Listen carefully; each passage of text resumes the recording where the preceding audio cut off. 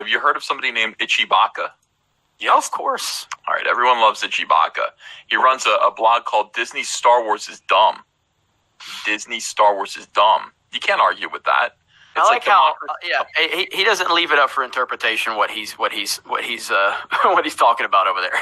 He's just I love it. Force is female. Disney Star Wars is dumb. It's like, this is better than Democracy Dies in Darkness. It really is.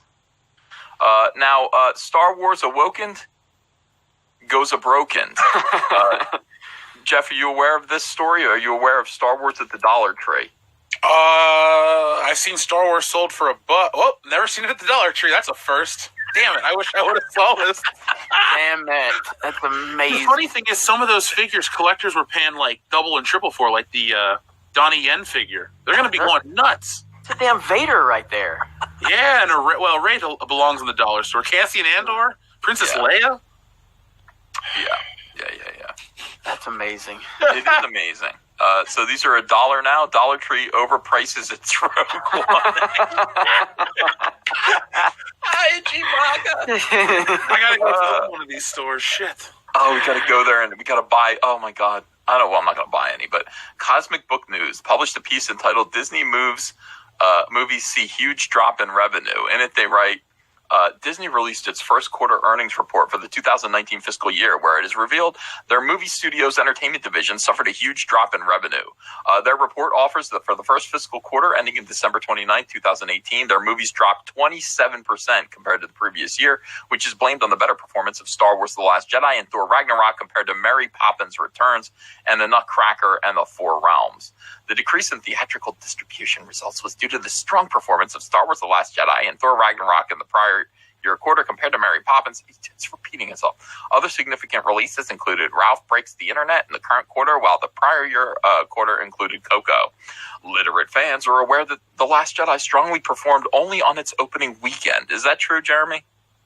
What is it now? Literate fans.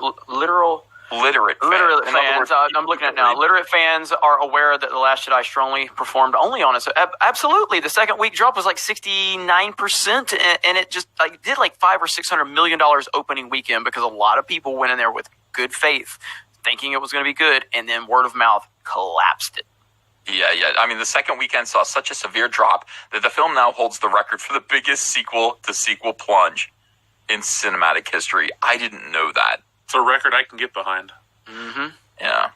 Perhaps audiences failed to attend Mary Poppins Returns, already having seen Mary Poppins in The Last Jedi. Damn! Damn, Itchy Bacca, good job. Yeah, Itchy Bacca's good. And of course, Last Jedi audiences already saw a tedious Nutcracker while trying to understand why Holdo's hair was the strange shade of purple. Damn, I'm jealous I didn't come up with this. Oh my God, this is awesome. Yeah. Star Wars Episode 9 gets released December of 2019, which will fall under Disney's 2020 fiscal quarter one. So next year at this time, expect the numbers to be a lot different. Yes, expect them to be far worse now that apathy towards the franchise has metastasized within the general audience. But the feature films aren't the only part of Star Wars franchise that is seeing diminishing returns. Cosmic Book News also published another piece entitled "Star Wars Sales Keep Dropping for Disney." In it, they write, "More bad news for Disney." I love more bad news for Disney as the company makes it known in its latest financial report that the sales for Star Wars keep dropping. Disney reports in the first quarter earnings results for the 2019 that the company had lower income in its first fiscal quarter ending in December 29, 2018 for their consumer products division due to a decrease in Star Wars and Cars product. Lower income from licensing activities was driven by a decrease in revenue from products based on Star Wars and Cars and higher third-party royalty expense, partially offset by that increase from minimum guaranteed shortfall recognition, higher revenues from products based on Spider-Man, and an increase in licensee settlements. And what does the Cars franchise have in common with Star Wars? It too has stupidly gone woke. According to a review from Return of the Kings, the new Cars movie is You Go Girl. God damn it. No. Yeah. I didn't even realize there was another one. Don't they know women drivers, no survivors? What are they doing? Who would have thought that militant feminism is bad for business? Cosmic Book News continues. Okay, whatever it takes to save the moronic woke narrative. Given that Disney has prepared excuses for low attendance at Galaxy's Edge, they may have to combine several other divisions in their financial reports to maintain that narrative, particularly if it insists on continuing to do woke things like celebrating International Women's Day. Unbelievable. All right, so Disney, look, they did your video, Jeremy. Damn right. They did you. I'm a pretty big deal. I didn't know. I didn't know you were this kind of a big deal. Yeah. Drunk 3PO in the house. That's what's up. I love it. Drunk 3PO is great, man. Hell yeah. Yes. World class. World class. Dude, I complimented this thumbnail the other day. Such an amazing thumbnail. I love it.